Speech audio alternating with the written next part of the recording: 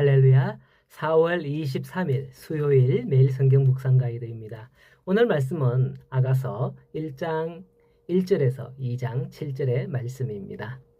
가끔 제 아내와 한적한 산책로를 걸을 때면 저 멀리서 중년 남녀가 손을 잡거나 아니면 팔짱을 끼고 걸어가는 게 눈에 띕니다.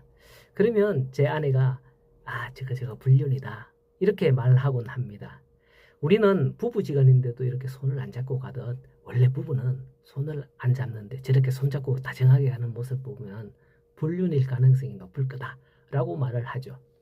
물론 그게 정답인지는 모르겠지만은 그 말에는 자기도 손잡고 팔짱을 좀 끼고 걸어가면 안 되겠냐, 나도 부럽다 하는 그런 의도가 있는 말이겠죠.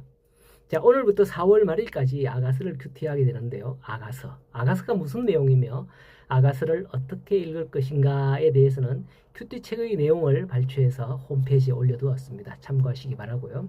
아가서는 시가서로 분류되는 책입니다. 그렇기 때문에 사실 은유법, 비유법 등이 많이 쓰여서 이해하거나 해석 적용하기에 참으로 어려운 내용이 아닐 수 없습니다. 그러나 그 주제가 사랑이라는 점에 일관됨으로써 사랑의 관점에서 보면 편하실 거예요. 이해하기 쉬울 거예요.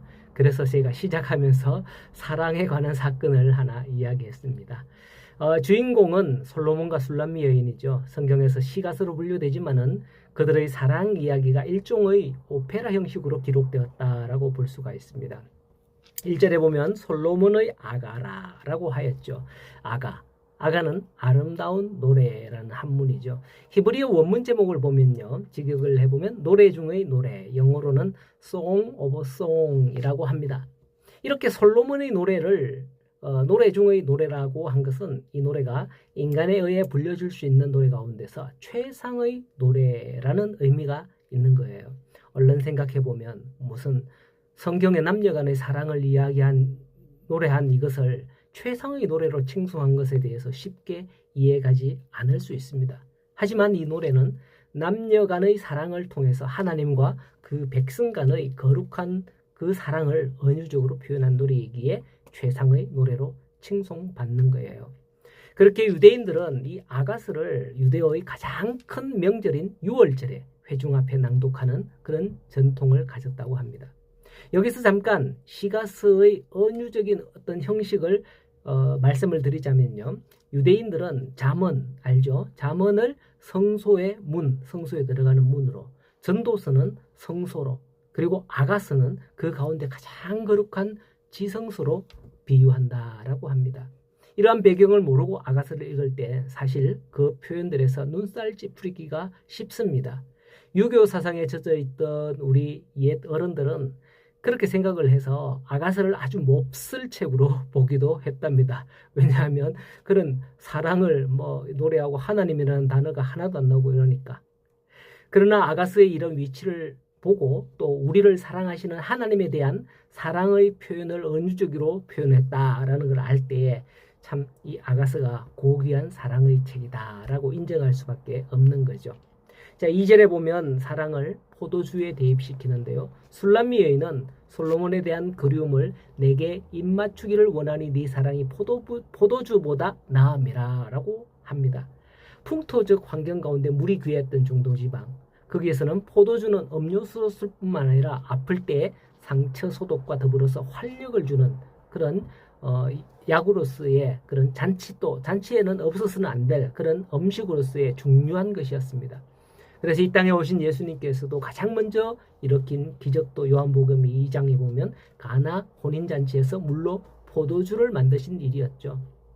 따라서 여기에 여인의 사랑과 입맞춤을 포도주보다도 더 낫다라고 표현한 이 표현은 사랑이 얼마나 크고 간절한 것인가를 나타내는 그런 표현인 겁니다. 사랑이 최고다라는 거죠. 하지만 이러한 배경을 모르는 우리나라 사람은 이해하기 어려운 표현일 수밖에 없는 거예요. 자, 우리나라 농촌에 막걸리 한잔 하고 이렇게 하면 이해가 되겠지만은 사랑을 포도주로 표현했다, 좀 이해하기 어려운 표현이 아닌가 이렇게 생각이 되죠. 자, 4절에서 이러한 사랑에 갈급한 여인은 왕이 자신을 이끌어 그의 방으로 인도할 것이다 라고 합니다. 여기서 자기 방은 바로 성소의 지성소를 의미하는 은유지요.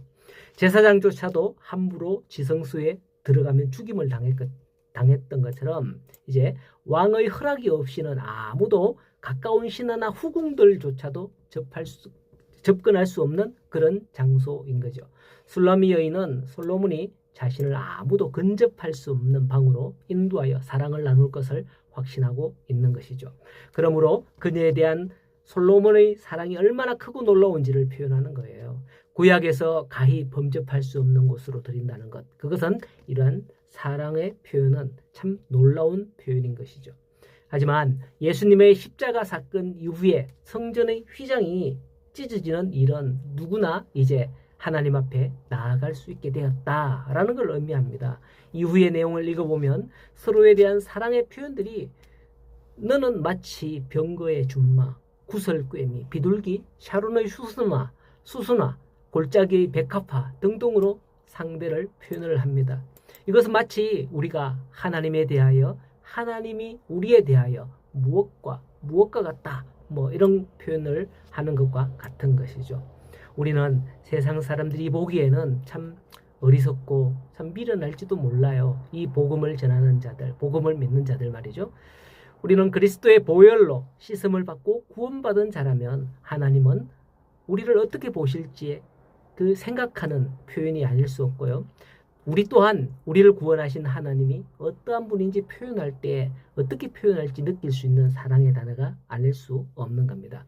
오늘은 이렇게 아가스를 시작하면서 솔로몬과 술람미 여인의 사랑을 노래하는 시다라는 데서 출발을 하는데요. 그 사랑은 하나님이 자기 백성을 사랑하시는 것에 대한 은유적인 사랑의 표현이라고 그랬고요. 아가스는 유월절의 노래라고 그랬으며 지성소로 나아가는 노래라고 그랬습니다. 이를 통해서 자신의 아들 예수 그리스도를 우리를 위해서 보내시기까지 사랑하시는 그 하나님의 사랑이 어떠한 사랑인지 깨닫는 말씀이라 했죠. 오늘도 우리도 하나님의 사랑에 화답하는 뜻으로 삶에서 어떤 행동을 하는 그런 일들이 있을 거예요. 믿음으로 나는 살아야 된다. 이런 마음으로 살아갈 때에 우리가 하나님의 어떤 그런 사랑에 화답하는 뜻에서 삶에서 하는 그런 행동들이 최고의 아름다운 몸짓이 되어서 그 사랑을 노래하는 그런 성도들, 우리도 아가서처럼 노래하는, 사랑을 노래하는 그런 성도의 삶이 되기를 간절히 소원합니다.